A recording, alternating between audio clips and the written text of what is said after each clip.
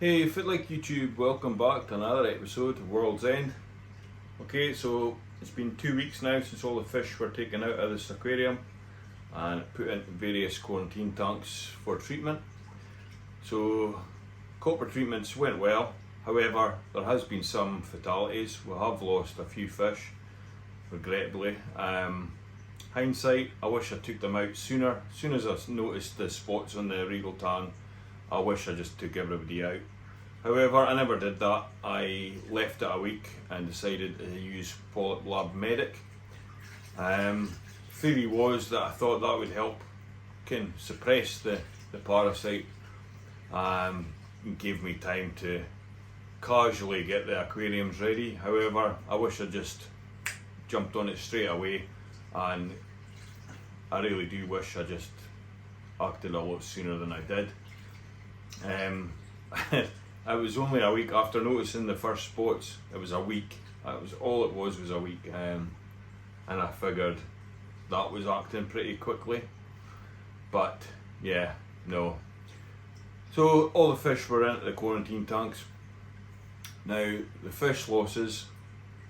Unfortunately, I lost the powder blue. We've lost the Tomini tang. We've lost the Midas plenty, and this one hurts the most. I lost my female mandarin. That really sucks.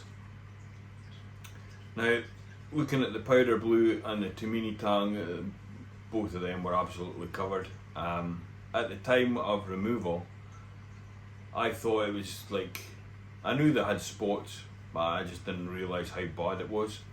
And those two fish were covered, and inevitably I'm pretty sure that the parasite was all over the gills and they were struggling. So even though I got them in, which I thought was pretty quick, in at the copper, they just didn't make it. They didn't even last long enough for the parasite to burst, hatch off of their body, so all the white dots to hatch and go into this free swimming stage, which then gets zapped by the copper. They didn't even last that. If they did, like the rest of them, they would have been okay.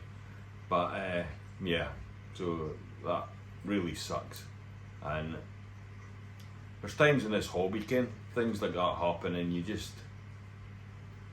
it depresses you. It does piss you off, and especially when I think the whole thing could be avoided. And I do my best to keep my fish healthy and fat and happy, and when stuff like that happens, it does kind of depress you slightly. Because at the end of the day, it was my fault. I added the starfish and put in the wee dish in the tank water. Added that into here, and all it takes is just one blooming parasite, just one, which will inevitably within days turn into hundreds, millions, and then before you know it, you've got a whole tank full of it, which is what happened to me. I'm 100% confident that the parasite never got into the tank from any fish. It's either came in on the hermit crabs that I didn't scrub or quarantine, and which I believe the most likely suspect was those starfish and the tank water that I added. So going forward, I will definitely not be adding anything into my display tank that has not been quarantined. So snails, crabs, corals, everything, fish, everything from now on will be going through a quarantine process, and because having to take out all your fish is just, it's not a fun experience. And even worse is having those fish having to go through copper and treatment and being taken out of a nice reef tank and stuck into these little glass boxes with bits of pipe and decorations. Can't be fun for them either. But anyway, I've done it, and we've got through the 2 weeks, and the fish that have survived, all doing fantastic. They're all doing really good. One exception, which I'll talk about in a minute. So the yellow tang, jaws, the Antheus, both of the wrasses are fine. Green chromies, both of them are fine. The Banggai cardinals, 2 of them have paired off. I had the 3 of them in the tank, and then I noticed one was constantly hiding and it was getting picked on, so before it got killed I removed it and put it into one of the other tanks. So we've still got the 3 Banggai cardinals. Obviously 2 of them have paired up and there's one on his own. So that's good. The purple tang, he's fine, he's got through it. He was covered but he's survived. The regal tang got through it, survived, and the foxface, he was covered as well, but he's got through it and he's survived. Who else is in that tank? Yeah, I've mentioned the wrasse, he's okay. And then upstairs, so the male mandarin, thankfully he's survived and he's got through the treatment and completely clear. My 2 clownfish, they were absolutely covered and obviously had some other kind of infection going on as well, and they've completely cleared up, and thank God they're doing really well and full of life again. Lucifer, the Helfricke firefish, he was covered in ick and he's survived, he's doing well as well. Now the jawfish, I did have him down the stairs and he wasn't eating. He didn't eat for over a week, and then he was just, I could see that he had ick on him, and unfortunately it looks as if he's got blue spot jawfish disease, so he's got like bits of his flesh on towards his tail. It's kind of like, looks really sore, and it's not bonny. So I was like humming and haying what was I going to do. I was even thinking about sticking him back in here, but I decided, nah, that's just, nah. I'm just not putting nothing back in here, even though I was kind of trying to figure out what was going to be for the best. So what I done was I took him out of the big tank and I put him up after the mandarin female had passed away. So I put him up into that tank as well. A few days had went past, he still wasn't eating, and then I think it was round about day 8, well, his second day up in that tank, he full of beans and started eating, and he's settled in really well. So he's up there. Staple gun, he's made it. Although he's made it, he's completely ick free. For the life of me, I just cannot get him to eat. He just wouldn't eat. Tried hand feeding him, but he's just not having it. I'll put in the food, he'll grab it, and then he just spits it out. So I don't know what his game is just now, but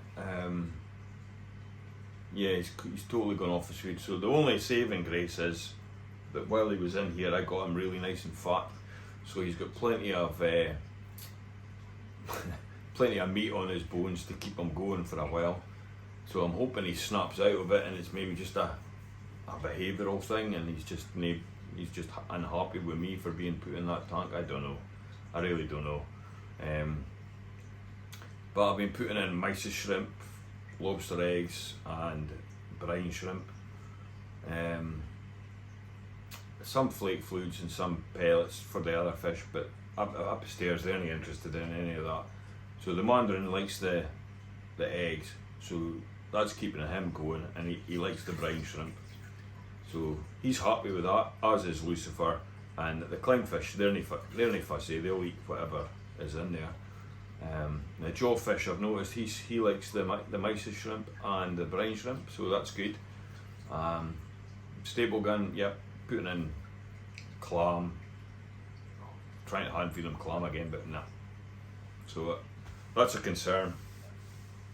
But I'm hoping once we get the copper out, this is day 14 of the copper, so I've been testing the copper every day, and I've got like a little chart on the top of my stairs, just like a wall chart. So every day I've been testing copper every day. Every 2-3 days I do a water change. I haven't been doing 100% water changes, just because we're having the 3 tanks, that would be getting expensive with the salt. So what I do is I do like a 50% water change on each system, and then I leave it 3 days. Obviously testing the copper every day to make sure that it's 0.50. If it's not at the 0.50,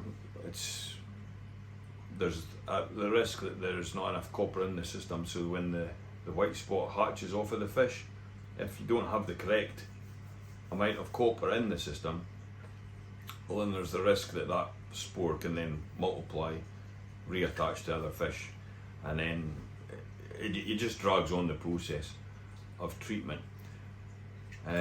Looking at all the fish just now, stage 14, everybody looks fine. It looks as if the ick has been totally eradicated. However, I'm just not going to rush it.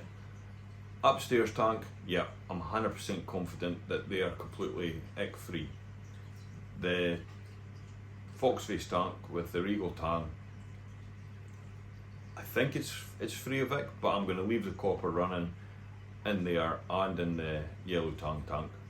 So what now? Well, once the copper treatment's out of the system in a week, I will do a water change, and then I'm going to, the jawfish, like tomorrow, that'll be day 15 of that he's been in copper, and I'm confident that there's no ick in that system, so I'm going to do a 100% water change on that system, and then I'm going to start treating him, and the rest of the fish will obviously be getting treated as well, even though there's nothing wrong with them.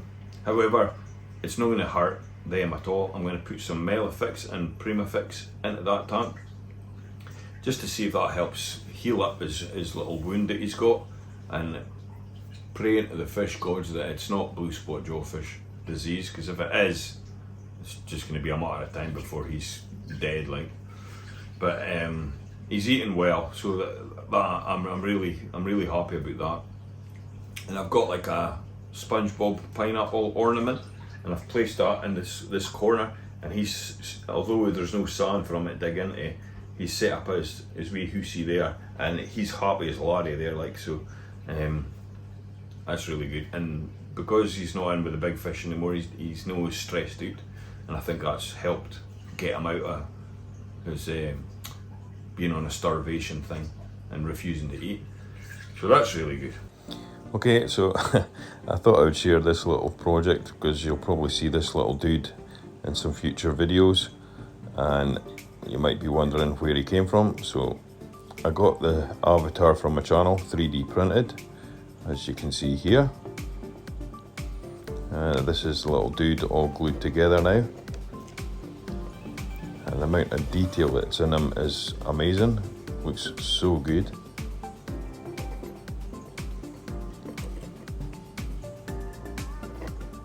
So next thing to do is I'm going to go and prime him with some black primer. That's him now primed. Use black primer from a rattle can and just glue tacked him onto this little bit of PVC pipe just to keep my hands out the road. So next thing to do now is I'm going to take my time and enjoy getting them all coloured up. Here's the end result. So like I said, this was really enjoyable, and I'm amazed at how much I enjoyed painting this little guy, like. But he's turned out super cool, really happy, and I've gave him a coat of gloss varnish spray just to help protect the paint, but it's also really cool because it makes him look like he's wet, like he's just stepped out of the ocean. So I'll be using this guy for when I'm doing my test kits or showing you anything, products or whatever. So right, that's enough of this. Let's go and feed the fish. I'll show you what vitamins and stuff I use. Okay, so just about to go and feed the fish, but I thought I'd show you how I prepare the foods. So basically in here, this is just an old spice jar. I've got brine shrimp, and I kind of go between brine shrimp, mysis shrimp, lobster eggs, a mix of all three, just depending on what the fish have had. And what I'll do is I always add garlic, and I go between the two vitamins, So these are like multivitamins, food boosters and stuff. So one day I'll use the Advitol, and then this jar usually lasts a couple of days, so I'll mix it all up, I'll feed the fish, and then this goes into the fridge.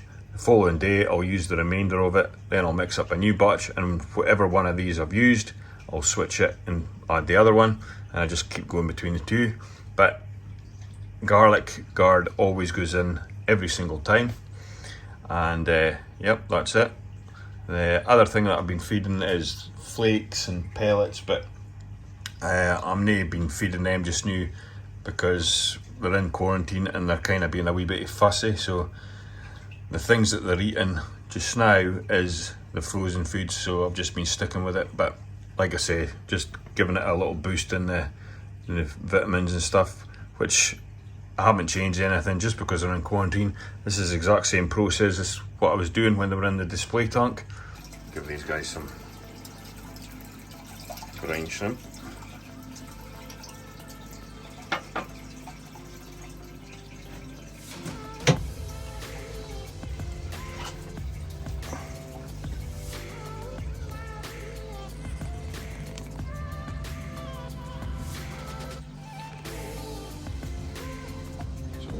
Fair amount of food, but I've only been feeding them once a day. I guarantee we'll come back in an hour or so and it'll all be gone. But yeah, a lot of them prefer to eat when I'm not standing here, but everybody in this tank's doing really well.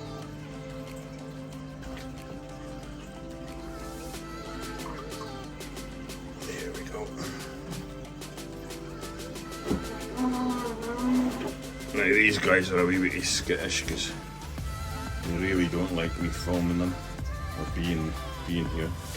Especially purple. Purple's super skittish.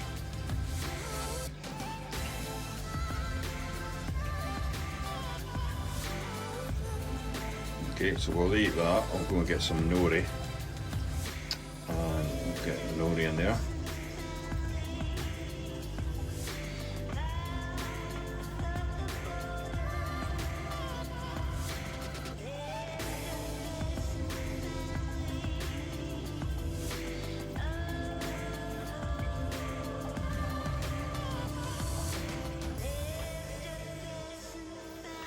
Okay, so just added some food. This is tank 3.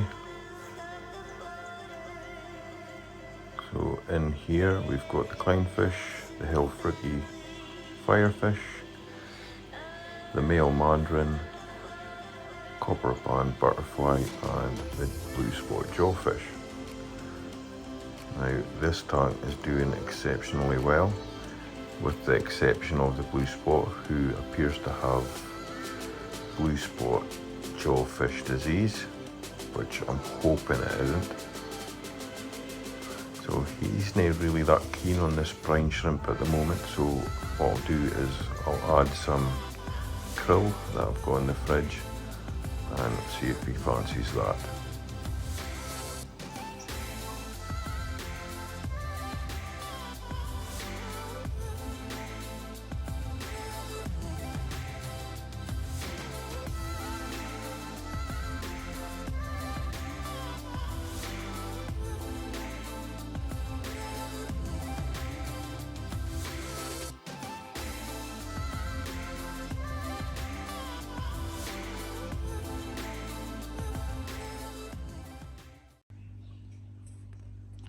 Okay, so here's my chart, just to keep a record of the medication and treatment. So 23rd of April on the Saturday was when all the fish got moved over into quarantine, and then every day since then I've been testing the copper. So the first 2 days, first day you had half the dose, so it was at 0.25.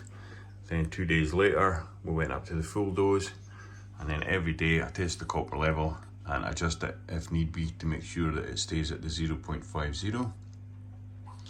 And then every third day we do the water changes, make sure everything else is okay. So we're currently, it is the 7th of May as I'm recording this now.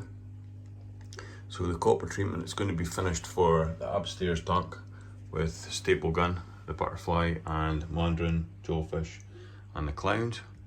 So tomorrow we'll be doing a 100% water change there, and like I said, we'll get the antibacterial treatment started for them.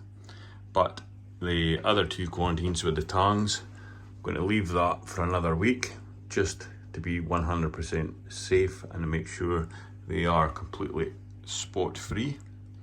And then same again, we'll do a water change, add some carbon, make sure we get rid of all the copper out of the systems, and I'll start Prazi Pro on those guys. The upstairs tank I will Prazi Pro, but I'm going to do the antibacterial stuff first.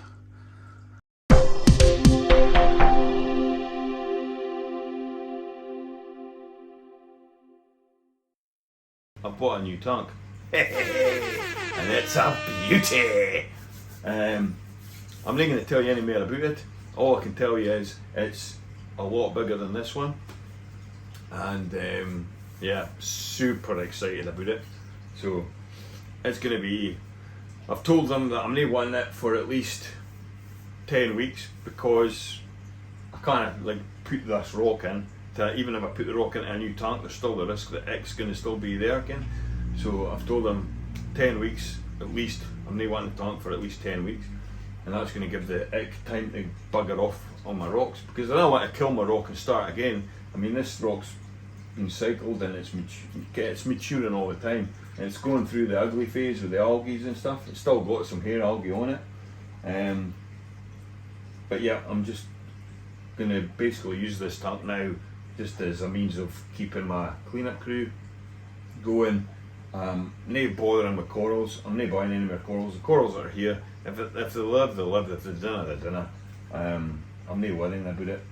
And one of my starfish is up there, so I'm keeping that guy, because this thing was covered in pineapple sponges, and they've done an awesome job at eating all that pineapple sponges. And I even thought pineapple sponges was a problem. God, I'd love to just hate that as a problem, and they ick. But yeah, that's what I mean. It's just one thing after another. So this tank is going. Now, I could sell it, but to be honest with you, I'm not prepared to let this go for like a few £100, which is probably what I'd end up getting offered anyway. So I'm going to actually build a new shed, get a new shed built out into the garden, dismantle the other end because it's falling to bits anyway. So if anybody out there kens somebody that does really good sheds that don't cost a fortune and need a remortgage to get, that would be awesome if you could let me know. So I'm not even sure if it would be worth building a shed with bricks, blocks. I don't know if that's going to be cheaper than wood, because wood in the UK now is just, prices is just crazy like. So yeah, that's the plan. We've got to get a shed built outside, get this moved into the shed, and then the shed is effectively going to be like my fish room, and then the downstairs toilet can be changed back into a downstairs toilet, which will please my wife. And then obviously I think I'll use this as a quarantine tank. How I'll do that is I'll probably end up getting some glass and partitioning it off into 3 sections, so I've effectively got 3 quarantine tanks. And I don't know, that's way down the line. I mean, I've got to get a flipping shed built first and get this thing out there. So yeah, so that's where I'm at. So I'm not, like I said, I'm super excited, and I'm actually really, I can't even explain how happy I am that this is not going to be my main display in the living room anymore. The new tank is just going to be epic. It is just going to be awesome. Now, I need to figure out what is the, because this is the 3rd tank in the series. World's End is at the end. It didn't last very long, granted. So what came after World's End? Is it Stranger's Tides or something? I don't know, so that'll be the new build. I'll hate to actually look that up. So Stranger's Tide, or whatever it's going to be the new tank. It's still going to be white, yeah, I'm not going to say any more because I'm not going to want to give away too much, but yeah, it's going to be awesome. I'm super excited, and over the moon, basically over the moon. It's not, I'll tell you one thing, this refugium is going to be gone as well, so there you go. So the tank is actually going to be taking up this whole area, so there's not going to be the separate refugium, so that'll be going out into the shed as well once we get that built. But yep, exciting times ahead. Just got to get these fish through all this treatment and get that shed built. That's priority, get the shed so we can get this thing out of here and then get ready for the new aquarium. So yep, anyway, that's enough for me for just now. Thank you for watching. Happy reefing. Hope all your tanks are doing well, hope all your fish are healthy, and keep doing what you guys are doing. Enjoy your tanks, enjoy your weekend, and we'll see you on the next one. Thanks for watching. Bye bye.